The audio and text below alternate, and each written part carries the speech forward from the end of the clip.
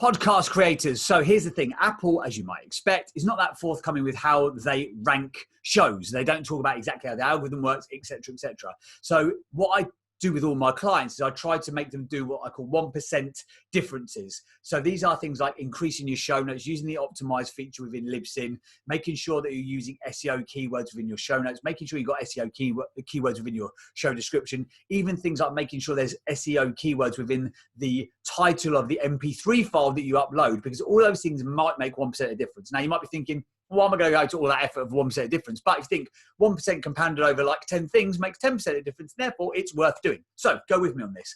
The reason why I'm doing this video this morning is that I've launched a client podcast this morning. And on the back end of Libsyn, which is the syndication software that I suggest that you use because it's fantastic, on the back end of Libsyn, there's a place where you can write a full description of your show notes. And there's also a place where you can do an Apple summary of your show notes. Now, what I always encourage my clients to do is to use the Apple optimized summary, because again, it might be one of those things that Apple takes notice of and it makes 1% of difference. So therefore they will, rank it even more highly. But what normally happens is that they will show the little Apple summary and then they show the full show notes underneath. However, with the show that I launched today, they weren't showing the full show notes. So things like call to action and click-through rates, which by the way is 56% of people will click a link in the show notes when instructed to do so within podcasting, as opposed to online where it's about 4%. So it's massively worth having these call to actions.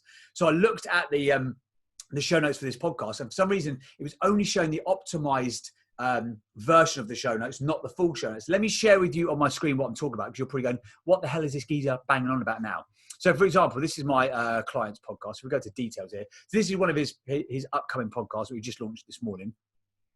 So for example, this section here, this is the full show notes. And if I go to show you on my phone here, you can see those show notes. That's how they appear. So this is what I've written in Libsyn.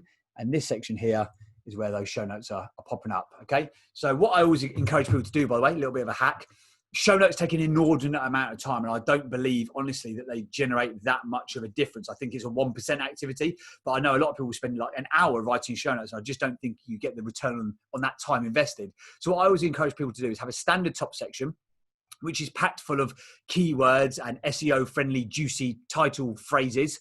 And I always encourage people to have like a standard bottom section as well. So you've got these standard call to actions, people can get in contact with you, etc. So I always encourage people to have the standard bottom section, standard top section, and then all you need to do in the middle is have this sort of like one extra sentence about what this particular episode's about, and then maybe a little quote, which I've started doing here, and like 5 to 10 bullet points of the stuff that you cover off. I believe that's the way to get the maximum impact on your time investment from show notes. So this is the full description that you're seeing now, but also Libsyn gives you the option via Apple to do this Apple optimized option. So for example, you put the show title here and then you do a summary, but the summary will only let you do 515 characters. So it's a smaller summary. And what it used to look like on Apple is that they show you the little summary and then you continue to scroll down and it show you the full show notes. But sometimes the algorithm's weird. It doesn't always work like that.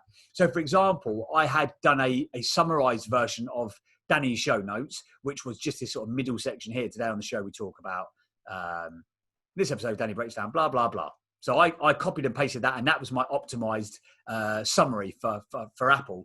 But when I looked this morning, that was all that was showing. So the full show notes weren't showing. Now, obviously, you might be thinking, well, what's the big deal? Does it really matter? Well, yeah, it does matter, because that's where I'm driving people to click through these CTAs, these URLs here. That's where I want people to go to within the show notes. And actually, Danny in the show refers to go to the show notes, and I'll give you this weekly planner. Connect with me on Instagram. And as I say, 56% of people will click through when you instruct them to do so on a podcast, as opposed to 4% of people generally online. So it makes a massive, massive difference. But what I'd say to you then, for example, sometimes it seems like, and this is maybe not that useful for an instructional, how to do great show notes and optimize your podcast for Apple, because I'm saying to you, sometimes it works and sometimes it doesn't. But what I am saying is what I will always do is I do the optimized version on Libsyn, and I'll do the full show notes version, but then I will always check every single podcast episode that I put out. I will go to my podcast app, I will go into the episode details, and I will then scroll through and make sure that everything is in order. And I will even, like click through and just make sure that stuff bounces out to the right links and URLs, for example.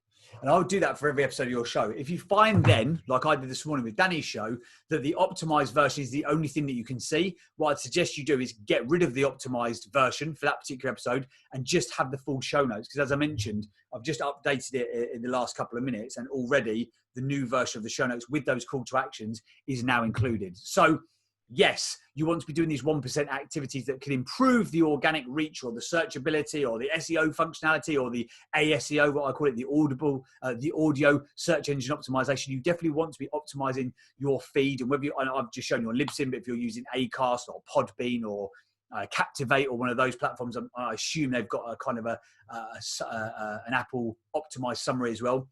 Make sure you use all of those things, but then double check that it's actually worked correctly. And if it hasn't, then go back. As I say, it's more important for me to maybe that we'll get 1% less organic reach on Apple Podcasts today because we haven't used the optimized summary. But for me, it's more important that 56% of people have the opportunity to click the link in the show notes when instructed to do so on the podcast. So do everything you can, but then double check if stuff is fully working. Hope that makes sense. If you've got any questions or queries, because I know I've sort of like chopped and changed, it's been a bit confusing.